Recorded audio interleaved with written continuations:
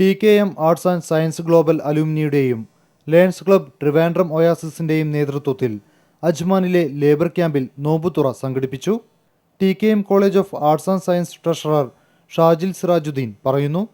ഞങ്ങൾ ഈ പുണ്യ റമദാനിൽ ഞങ്ങൾ ഈ ഓൾമോസ്റ്റ് എല്ലാ ദിവസവും ഈ UAE-യിലുള്ള വെരി ഡിസേർവ്ഡ് അർഹിക്കുന്ന ലേബർ ക്യാമ്പുകൾ നോക്കി കൂടുതൽ ലുക്ക് ആഫ്റ്റർ ചെയ്യാൻ ആൾക്കാരില്ലാത്ത, മാനേജ് ചെയ്യാൻ ആൾക്കാരില്ലാത്ത ലേബർ ക്യാമ്പുകൾ, വളരെ അർഹതയുള്ള ലേബർ ക്യാമ്പുകൾ തിരക്കി പിടിച്ച് ഞങ്ങൾ മിക്ക ദിവസങ്ങളിലും ഇഫ്താർ കൊടുക്കാറുണ്ട്.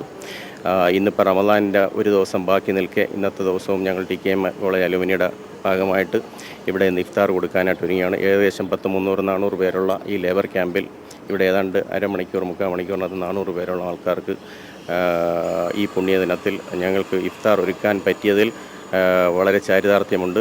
വിശുദ്ധ റമദാൻ മാസത്തിൽ നിരവധി പുണ്യപ്രവൃത്തികളാണ് ഇവർ സംഘടിപ്പിക്കുന്നത്. Lions club Trivandrum oasis president Sunil കുമാറിന്റെ വാക്കുകൾ. ഇങ്ങനെയുള്ള കാര്യങ്ങൾ ലയൺസ് ക്ലബ്ബ് സ്ഥിരമായിട്ട് നടത്തി വരുന്നതാണ്. ഈ വർഷം പല ദിവസങ്ങളിലായിട്ട് ചെയ്തിട്ടുണ്ടായിരുന്നു. ഇന്നും ഒരു ദിവസം മാത്രം ബാക്കിയുള്ളപ്പോൾ ഇത് ചെയ്യാൻ പറ്റിയതിൽ വളരെ തൃപ്തിയുണ്ട്.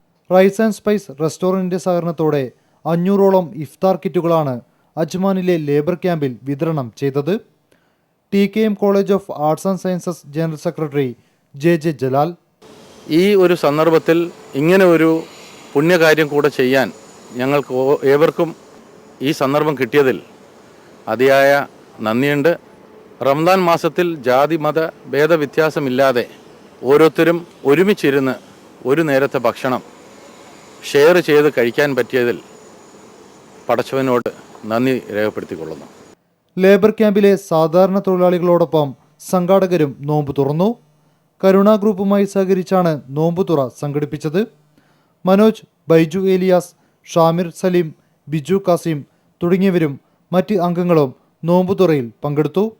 ജീവൻ ന്യൂസ്, അജ്മാൻ.